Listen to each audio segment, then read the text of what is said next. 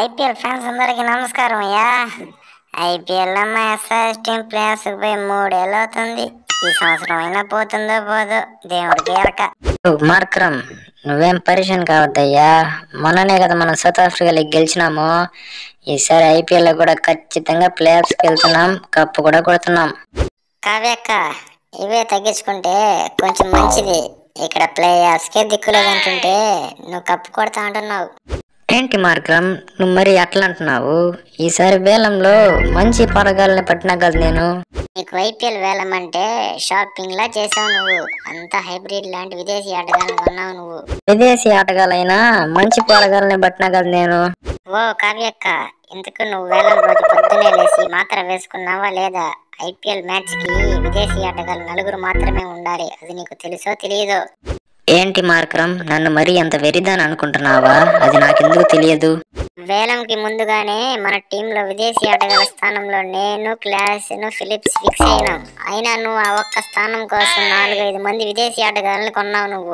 అలా కాదు మార్క్రమ్, నేను మంచి ఆటగాళ్ళని తీసుకున్నా కదా. సరే కానీ అది వదిలే. ప్యాట్ కమిన్స్ ని 24 కోట్లు పెట్టి కొన్నావు కదక్క, వాడికి ఎందుకు మరి అంత డబ్బు? ఏంటి మార్క్రమ్ బ్రో అలా అంటావు?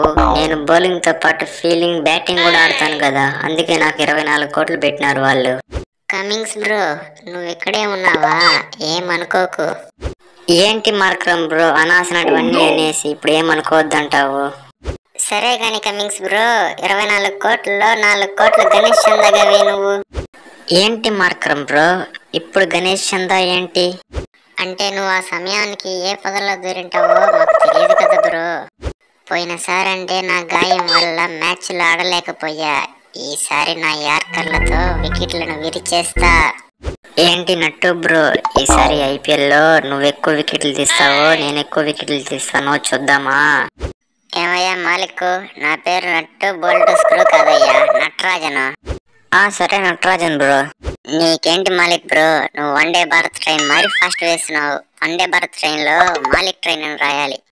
ఏంటో మీ అభిమానం సల్లగుండ. నీకేంటి మాలిక్ బ్రో, నీ వేగానికి అందరూ సెల్ఫ్ అవుట్ అవుతారు. అందుకే నువ్వు నాకన్నా ఎక్కువ వికెట్లు తీస్తావు. నేను పోయినసారి లాగానే ఈసారి కూడా ఓపెనర్ గా దిగి పవర్ ప్లే లో దుమ్ము లేపేస్తాను. ప్రతి ఒక్కరూ అలాగే అని పోయినసారి ఐపీఎల్ లో స్కోర్ మొత్తం నేనే కొట్టా, అందరూ అవుట్ అయినారు. క్లాసెన్ బ్రో, మన హైదరాబాద్ లో బిర్యానీ ఎంత ఫేమస్, నువ్వు మన టీంలో అంత ఫేమస్ బ్రో. ఈ సినిమా డైలాగులకు మాత్రం ఏ మాత్రం తక్కువ లేదు గాని మధ్యాహ్నం 1 గంటకి బిర్యానీకి బయలుదేరింది. నాకు తెలుసు భయ్యా, నువ్వు బిర్యానీ అంటే వస్తావని. బెంగళూరు టీంలోంచి బయటకు వచ్చిన హైదరాబాద్ టీం లాంటి మంచి టీంలోకి వచ్చినందుకు నాకు చాలా సంతోషంగా ఉంది. అసరంగా భయ్యా, నిజం చెప్పు. అంటే హైదరాబాద్ లో రోజు బిర్యానీ తినచ్చని అలా చెప్పినా నేను. హైదరాబాద్ బిర్యానీ అంటే ఎవరికైనా ఇష్టం ఉంటుంది. దీన్ని బట్టి నాకు ఒక్కటి మాత్రం బాగా అర్థమైంది, మీరు హైదరాబాద్ టీమ్ లోకి వచ్చింది మ్యాచ్లు ఆడేటందుకు కాదు, బిర్యానీ దుబ్బి తినడానికి. కావ్యక్క, నువ్వేం పరిశ్రమ కావద్దు. మన పోరగాళ్ళతోనే మాట్లాడినా ఈసారి ఖచ్చితంగా కప్పు కొడతాం. ఏమంటావు క్లాసు? ఎన్ని గంటలకు పోతున్నారు బిర్యానీకి? పోయేటప్పుడు నన్ను కూడా పిలవండి. నువ్వు లేకుంటే ఎలా పోతాం మార్క్రమ్ బ్రో, నువ్వు హైదరాబాద్ టీం కి కెప్టెన్వి. అలా కాకుండా నువ్వే కదా బిల్లు కూడా కట్టాల్సింది.